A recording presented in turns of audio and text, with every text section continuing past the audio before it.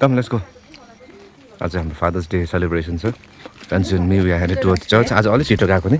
Come, let's go. हामी आइपुग्यौँ चौबारी. जय मसी.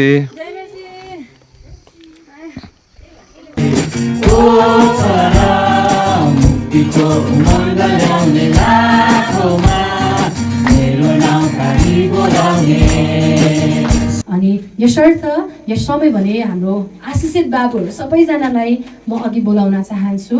Happy father's day. ताली बजाऊ है ताली. ताली बजाऊ ताली. Happy father's day. Happy father's day. Happy father's day.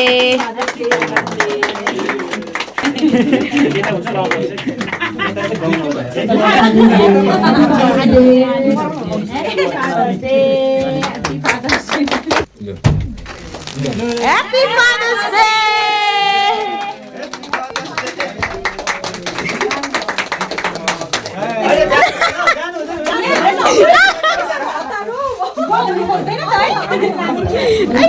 हाम्रो बाबुहरूको निम्ति सानो सानो गिफ्ट्सहरूलाई पनि रेडी गरेका छौँ.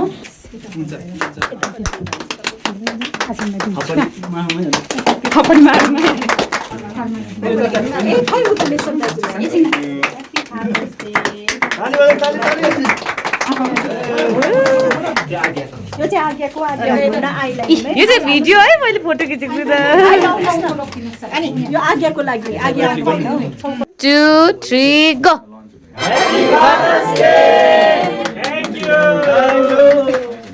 परमेश्वरले पहिलो मानिसलाई बनाएको अनि पहिलो मानिस को थियो तपाईहरु सबैलाई याद छ है? भन्नुस् त.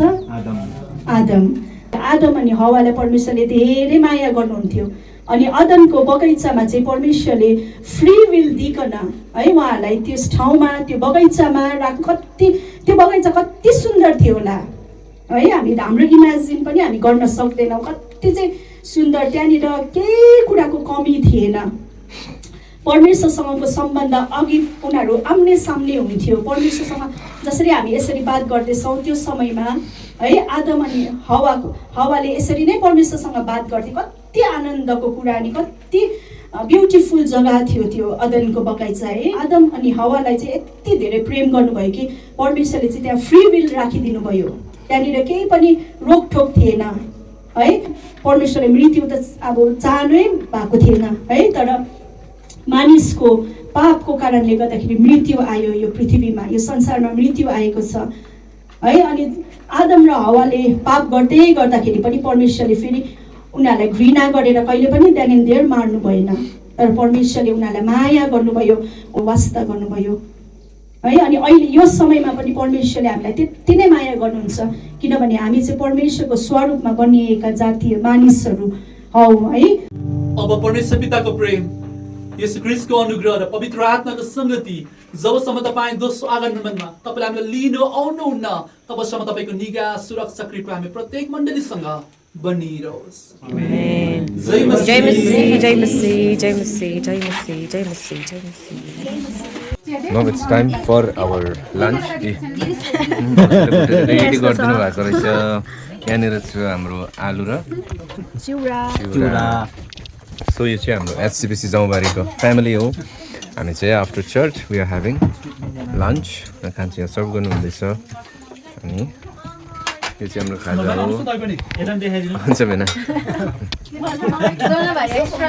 यो चिउरा चाहिँ कसले भुट्नु भएको अरे? यता हुनुहुन्छ रोजी भाउजू.